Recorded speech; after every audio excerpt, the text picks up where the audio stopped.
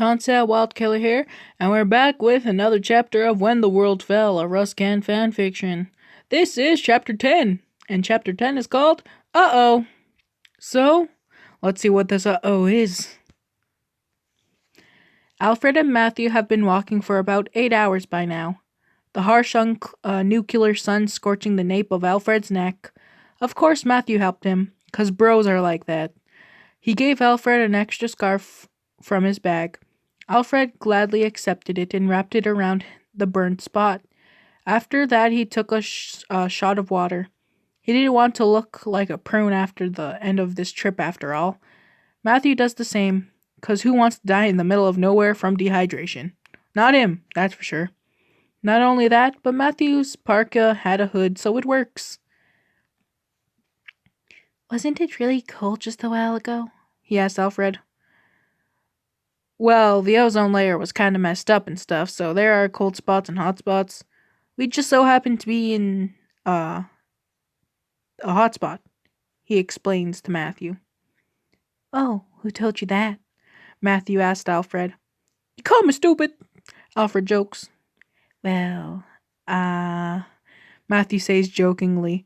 Alfred laughs. Anyway, Arthur told me, he tells Matthew. After walking for a few minutes, they see a cave in the distance. Let's move around it. We don't know what is in there, Alfred explains to Matthew.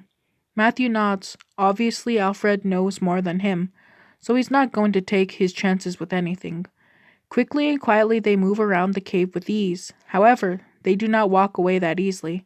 The ground rumbles a bit under their feet. Matthew and Alfred give each other worried glances, and just like that, Alfred's lower half gets swallowed in the earth. Ow! Matthew exclaims as he grabs his brother's hand. Come on, get up! He yells. Can't, something's got my leg! He yells back. Try and kick it! In bone-crushing soil? Yeah, sure, why not? He snaps at Matthew.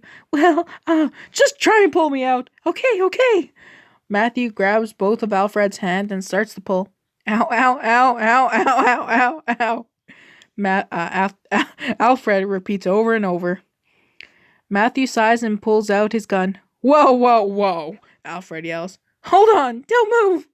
Matthew, he aims now a meter away from his brother and shoots the ground. A blood-curdling screech is heard and Alfred is let go. Matthew helps pull Alfred up and the ground breaks open as a loud screech echoes in the air. A paw reaches out of the ground and claws its way out. A giant rodent-like being with a misshapen face and mutated growths let out one more loud screech before attacking the two brothers. It swings at Matthew, and after all those years in the vault, he became more squishy. So Matthew was hit really hard and flew across the dirt. He grunts as his head slams into the rock behind him. Dizzy and confused, Matthew stands up shakingly and he grabs the gun that was thrown 2 feet in front of him. Alfred's holding off the giant rodent by punching it really hard. He didn't show up with any weapons because, let's face it, Alfred could probably accidentally break someone's back just by hugging them. Matthew is also pretty strong because of how much he hikes and how much he loved to play hockey. 500 years took quite the toll on him, however. Groggy and seeing double, Matthew tries to aim the weapon. However, he can't tell which one of those two beasts is the real one. Alfred gets distracted and looks towards Matthew. Of course he knows Matthew is fine. He just doesn't want to be shot by his own brother. However, that one move was a big mistake because the rodent swings its giant claw and scrapes Alfred in the arm. Nails dug deep and tore at Alfred's flesh, breaking the skin and leaving a giant gash across Alfred's biceps. Alfred screams in pain and the giant rodent swings again, this time knocking Alfred over. Matthew panics and tries to clear up his vision by repeatedly blinking over and over again. He shakes his head and aims the gun. He still sees double, but at that point he doesn't care. Matthew takes a deep breath and fires. A loud screech is heard and a loud thud follows.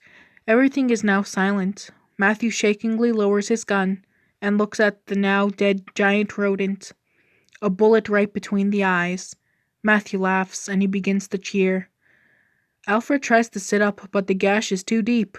He grunts painfully and manly, and falls back down. Matthew stops and looks towards his bro Al. Matthew takes off his backpack and walks up to Alfred. Here, my facility packed me with medical supplies. However, it's very limited, so I suggest we use it sparingly. Matthew takes out hydrogen peroxide and gauze. Yeah, as long as you don't cut off my arm, I'm okay with anything, he jests. Matthew smiles and applies hydrogen peroxide on Alfred's gash. Sorry if you hear the burn is going off in the background. That just sucks, and I don't want to redo this. My voice, if you can't tell, I've been reading a lot, so it's getting a little scratchy. Like if you liked, comment what you think, and subscribe if you want to. I'll see you guys in the next chapter. See ya!